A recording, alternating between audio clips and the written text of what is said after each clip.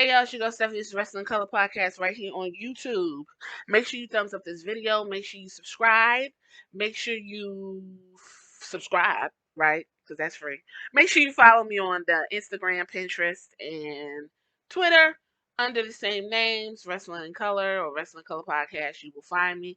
Hit me in the comments after you finish the video as far as you can get because I love talking to you guys. Make sure you enjoy all of the content that I have available with my thoughts and views on the world of pro wrestling because folks aren't going to talk about what I'm talking about, and representation matters. I like that, don't you? All right, you see what we're talking about. You see what we're talking about. Listen, AEW has been questioned about their representation for a long time, and I've been questioning AEW about their representation for a long time. I can go back um a ways trying to figure out who exactly AEW is trying to pull in. 1 year ago, I did a video introducing LaBrandy, which is Brandy Rose's alter ghetto black girl ego, well, black bitch. With the title "Who This Heifer Talking To, Cody?" That's 1 year ago. And then we went on to continue to figure out what Brandy Rose is doing. Roads to Reality. I asked her that question. We continued on trying to figure out what the fuck is going on with I'ma Start Some Shit Today by Brandy Rhodes. That's also where I'm trying to figure out the hell is her problem. And then, her whole spiel was very on display in Rose to the Top, which I did go ahead and review the short-lived reality series. I don't want to see it again. And then we went on to ask, Respect the Power. Where's Sonny Kiss? Which, by the way, I heard his contract won't be renewed. Now, I don't know if that's true or not, but he hasn't been on TV for a year. Over a year. And then the latest one was LaBrandy had returned with her bullshit, and that's where she introduced herself as a black bitch. So here we are talking to AEW after the whole Big Swole fallout with Tony Khan. Closed mouths don't get fed. That was posted 9 days ago. Get into that, where I discussed Big Swole gave her flowers for stepping to the podium and taking the blows, and the other motherfucker standing around and tap dancing. I had to drink something. I hope that don't sound terrible. Anyway, so I'm on the internet or whatever, and then I come across this AEW to release a hip hop album for Black History Month. Now let's get some history out the way. Now, WWF, when I grew up, is the granddaddy of them all. They've been releasing albums for years. They got rock albums. They got remix songs. They got the music of the WWF. And they also have something called Aggression. Now, I remember this album because I ran my ass right on out there to get this album. Um, it's a compilation of basically hip hop artists of the time because this came out, I believe, in 2000. Okay, this is the height of the Ruthless Aggression era, and with John Cena and his rap career, which probably wouldn't be flying, but times was different 22 years ago. And that track listing included Run DMC performing Degeneration X, Kool Keith and Old Dirty Bastard for Mankind, Method Man, which was one of my favorites, was Know Your Role, which was the Rock's theme remixed, Snoop Dogg and William Calhoun, Dub C, went ahead and did Stone Cold. We got Redman and The Rock featuring Peanut Butter Wolf. They did Vince McMahon's No Chance. C Murder did Gangrel. We had R.A. the Rugger Man did Chris Jericho. Ice-T, Pimpin' Ain't Easy for The Godfather. Mystical and Raz Cass did Triple H. Mac 10 did the Big Show. Dame Grease presents Mino, did the Undertaker. Okay, understand. You can go and listen to these on YouTube. It's a very good album, well put together. Um, and it was released in March.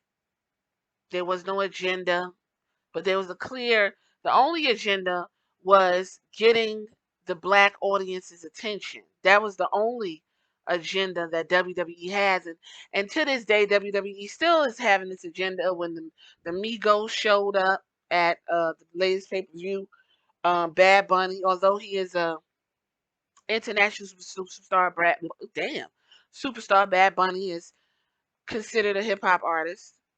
Let's not forget The Rock. Right now, it's about job. It's about honor. We just hunger. We devour. The motherfucking Rock, right? He's rapping, even though he was rapping before too.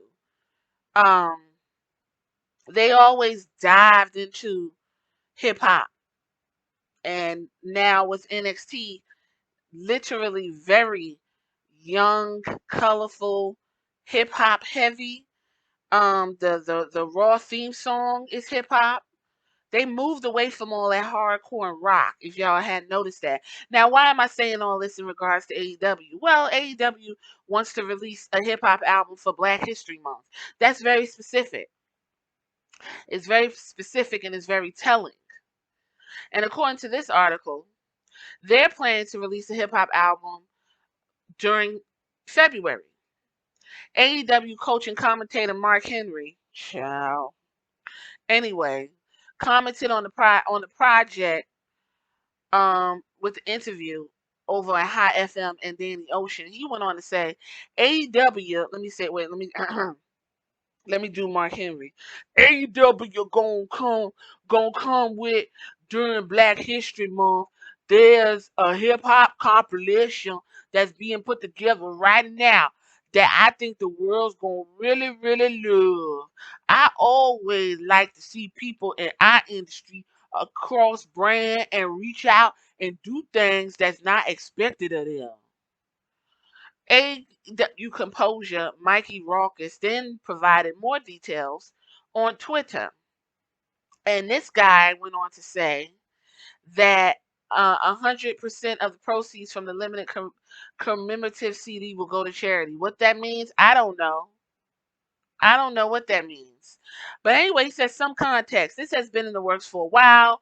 To give a better understanding, I'm assembling many familiar producers, musicians, rappers, artists within our pro wrestling space to come together and make amazing music that tells the stories of our black talent. Whoo, Lord. Now, notice that the WWE just gave you hip hop versions of talent.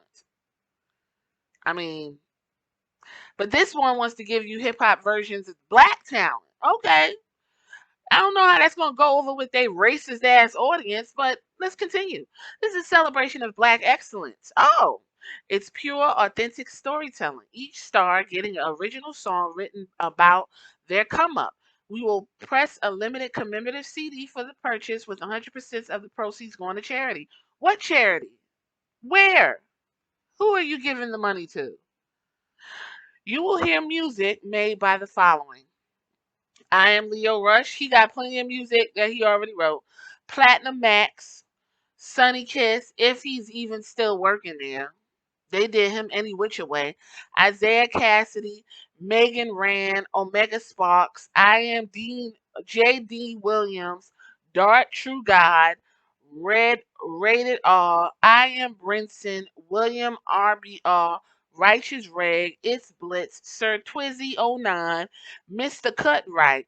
The music is being turned in and it's amazing, and I can't wait for the world to hear it. He added in the follow-up tweet, yes, absolutely, Monteezy, Teezy Jones is a part of this as well.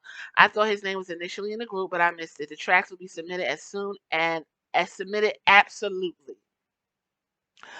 Uh, Podcast host William Washington also revealed that he is involved in the project, and he said, "Guess the cat's out the bag. Some of you know that the music production are some of my passions, and when I was asked to be involved, I jumped on it."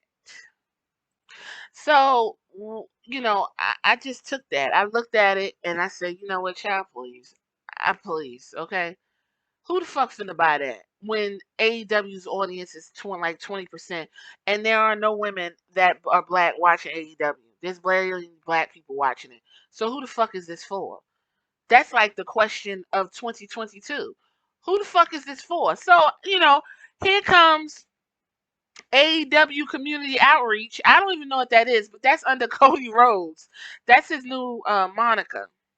And he went on to say, coming in February, honoring Black History Month, Who We Are, a celebration of Black excellence. That's the name of the hip hop album, guys. Who We Are, a celebration of Black excellence.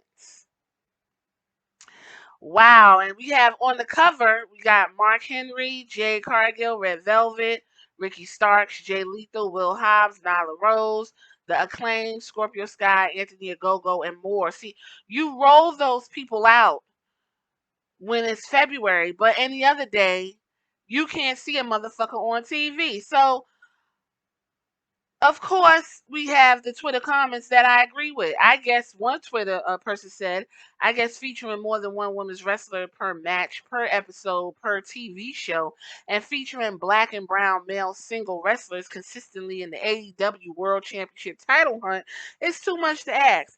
Give a rap album instead, because that's exactly what's going on. I don't give a fuck what they say. It's been in the works. It's been in the works. Somebody said just delete this tweet and show us you all care instead of telling. How about we start a few long-term feuds with black wrestlers with main event and or championship payoffs? So tired of seeing our black wrestlers on Dark like two or feature at a time on the main show. Then somebody says, sure not, still not sure why this is a thing.